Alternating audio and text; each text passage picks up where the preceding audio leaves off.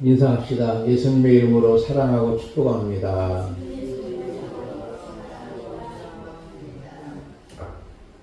날씨가 많이 좀 추워진 것도 같고 시원한 것도 같고 이런 느낌을 갖습니다. 오늘 주제는 신의 아들,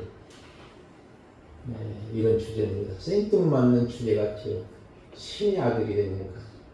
과연 우리 믿음의 성도들이 신의 아들인가?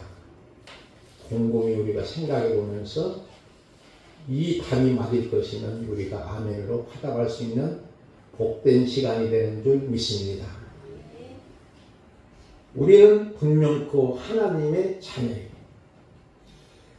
요한복음 1장 12절 말씀과 13절 말씀 보니까 영접하는 자, 곧 그 이름을 믿는 자들에게는 하나님의 자녀가 되는 권세를 주셨으니 이는 혈통이나 육정으로나 사람의 뜻으로 다시 아니하고 하나님께로부터 난 자들이라.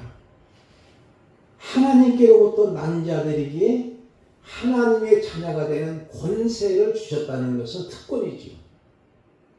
예를 들어서 2장 8절 말씀도 우리가 잘 아는데 믿음은 하나님의 선물입니다. 성령 하나님 아버지를 통해서 새로 난 자, 거듭난 자, 하나님께로 난 자는 하나님의 자녀임을 믿어야 됐습니다. 그 다음에 로마서 있는 말씀 볼까요? 8장 14절부터 15절, 16절까지 한번 교독해 볼까요? 무릇 하나님의 영으로 인도함을 받은 사람은 곧 하나님의 아들이라.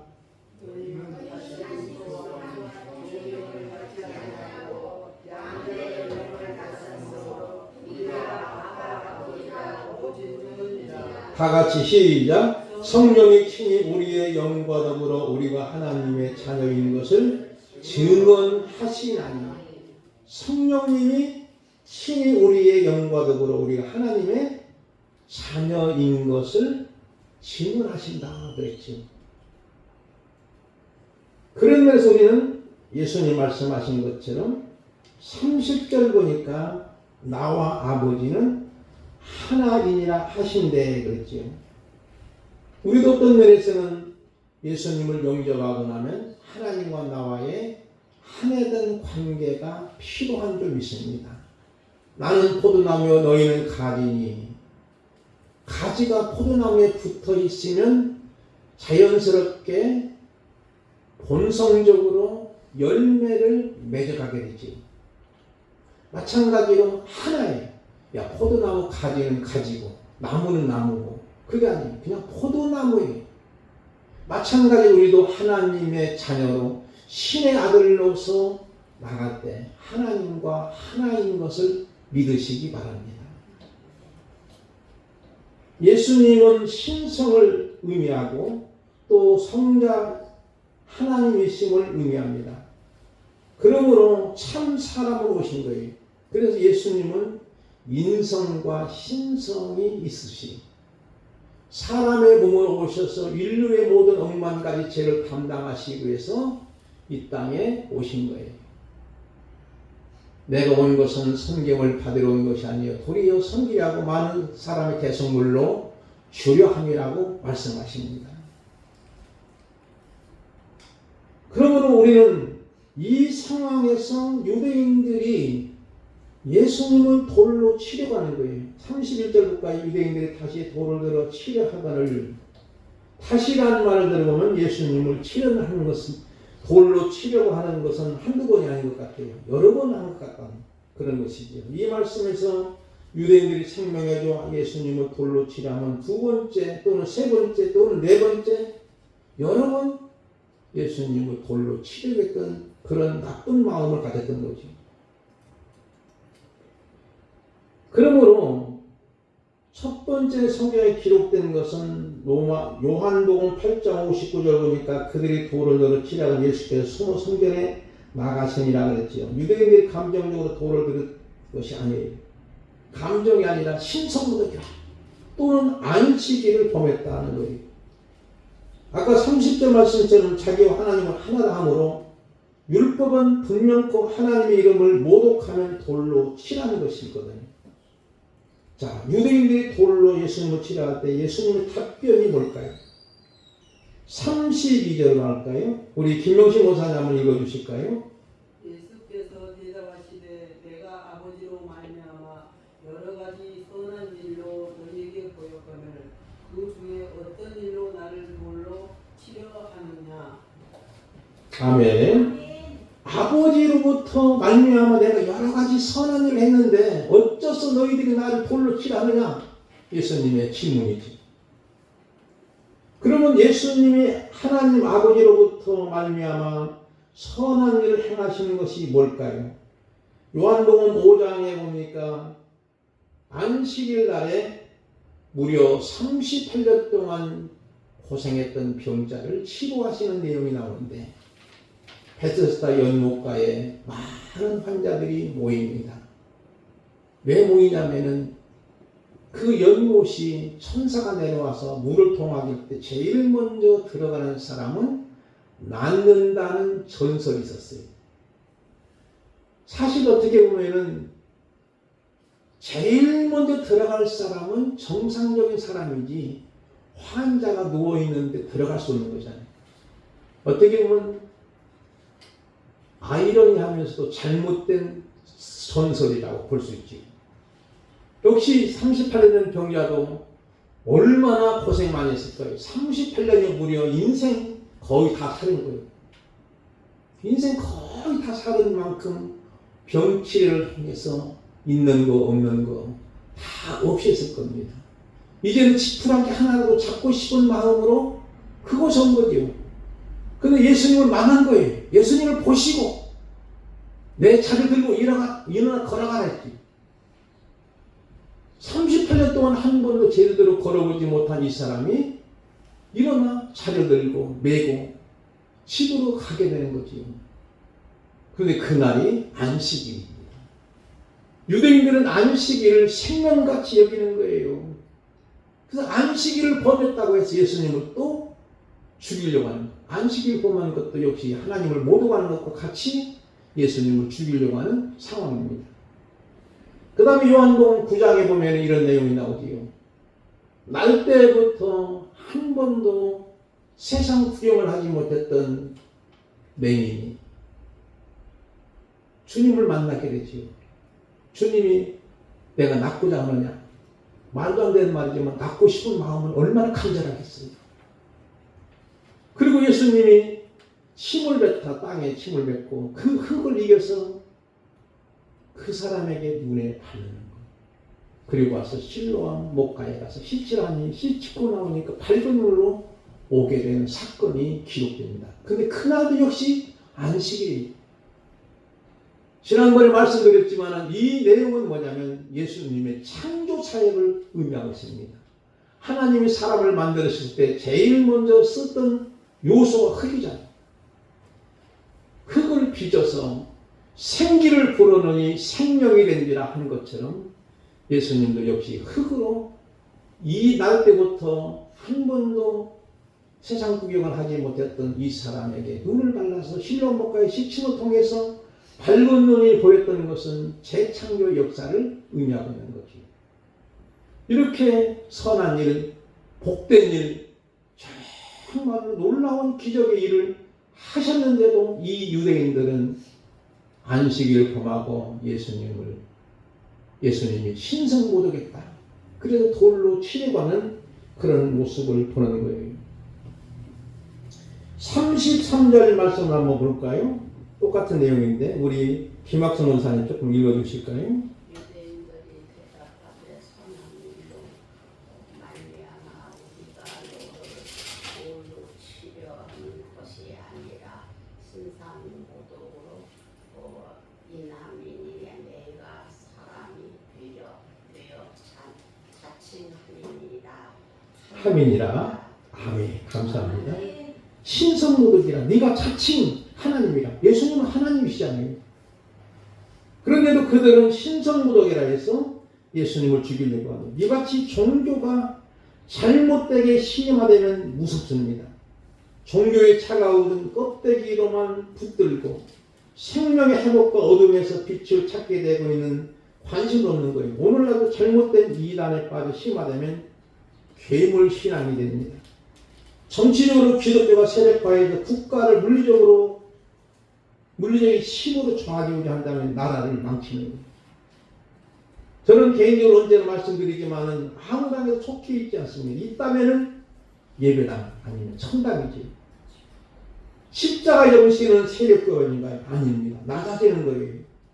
선민과 헌신입니다. 우리는 십자가 정신을 붙잡는 사명자요 섬김이 복인 줄 믿습니다. 34절부터 35절까지 우리 김재희 집사님 한번 읽어주실까요? 예수께서 이르시되 너희 율법에 기록된 바 내가 너희를 신이라 하였노라 하지 아니하였느냐. 성경은 폐하지 못하나니 하나님의 말씀을 받는 사람들은 신이라 하셨거든.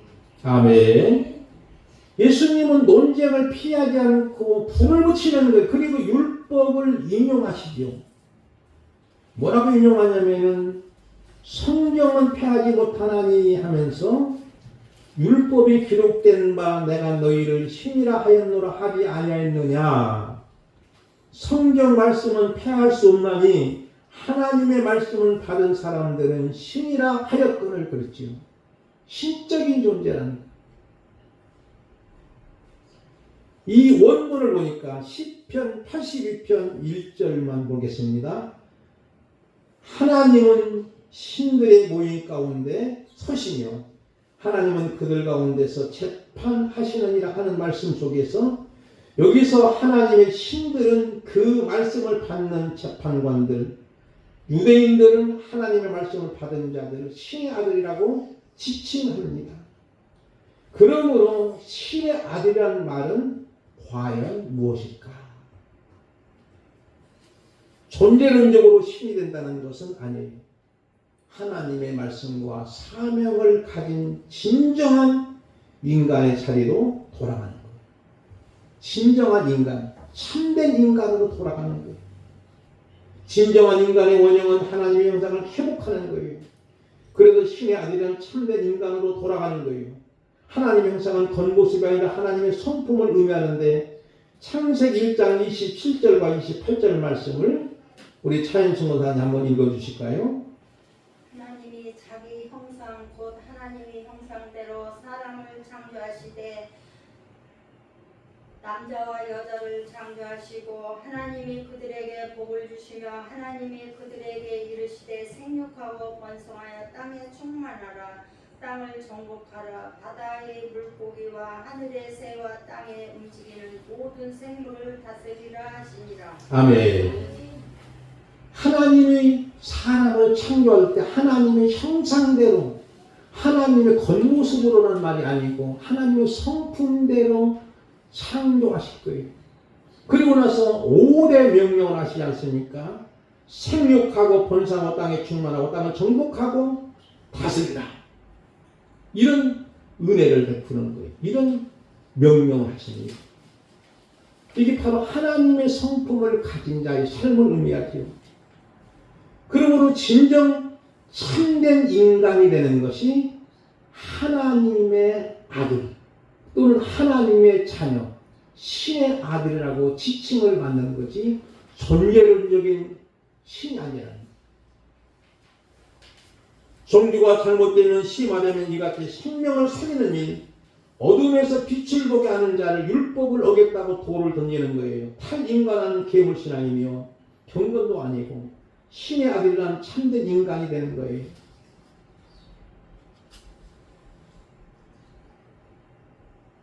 예를 든다면 영성이 뭘까? 3일 동안 굶주린 사람을 만나서 야, 기도합시다. 배가 고프니 하나님이 양식 줬도록 기도합시다.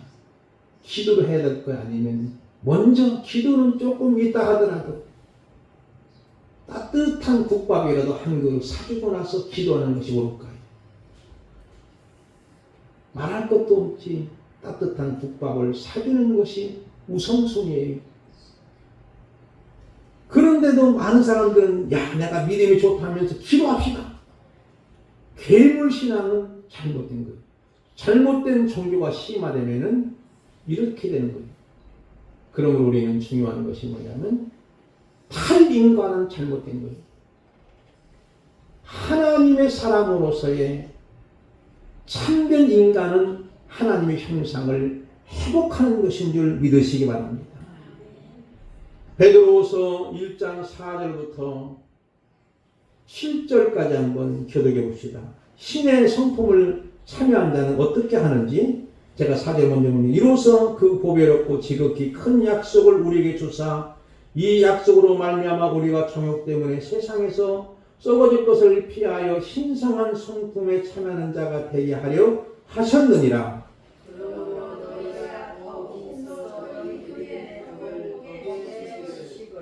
지식의 절제를 절제 인내를 인내의 경건을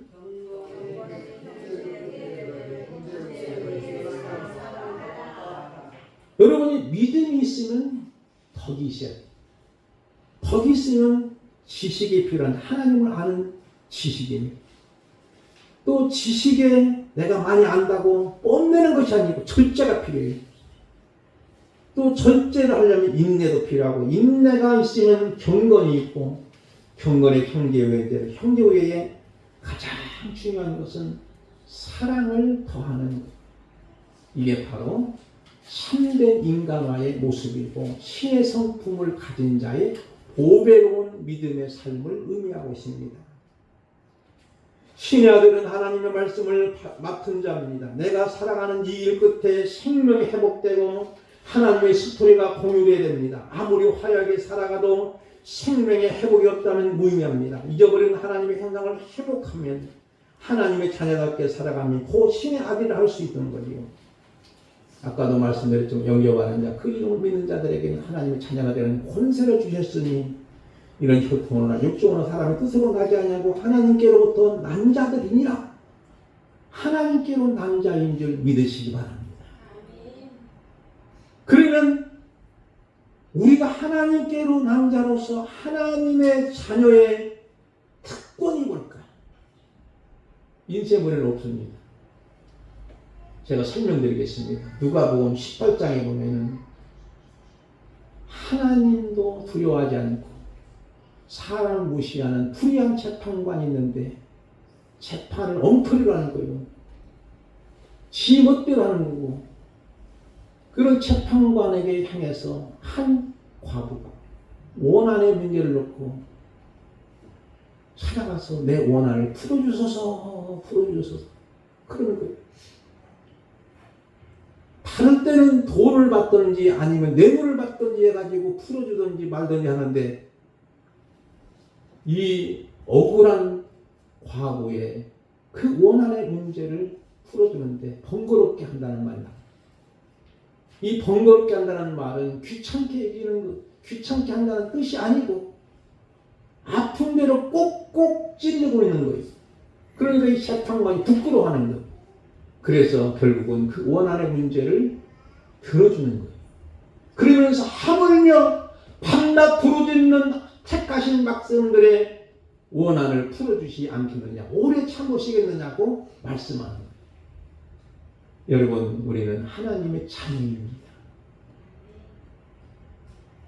우리 애들이 왔지만 어렸을 때에 만약에 애들이 용돈이 필요한데 이웃집 아저씨한테 아저씨 나 돈이 필요한데 돈 좀 빌려주세요. 아니면 돈 좀 주세요. 될까요? 안 될까요? 만약에 그렇게 한다면 그 아저씨가 야, 네 애비 없어? 그렇게 말할 거예요. 담대하게 정당한 방법으로 요구할 수 있는 것은 누굴까요? 외삼촌일까요? 이웃집 아저씨일까요? 아니면 작은 아버지일까요? 누굴까요? 우리 권사님들은 누굴까요? 아버지, 부모님에게는 용돈 달라고 하는 거예요. 그것도 정당해야 돼요. 만약에 어떤 아들이 아버지다, 오늘 술집 가서 술 한잔 먹어야 되는데 용돈 좀 주세요. 그러면 아버지가 제대로 주겠습니까? 아버지 나 공부하려고 하는데 요즘에 실력이 좀 떨어졌어요. 독서실에 가서 공부를 하려고 하는데 독서실 입시비에 좀 주세요. 그래? 공부하려고 그래? 그러면 아버지가 용돈에다가 도서비 입실비뿐만 아니라 간식비까지 덤으로 더 줄 거예요. 마찬가지입니다. 우리가 하나님의 자녀로서의 담대하게 하나님 앞에 나아갈 수 있는 것은 정당한 것이 아니에요. 정당치 않은 것 가지고 나가서는 응답이 없는 거예요.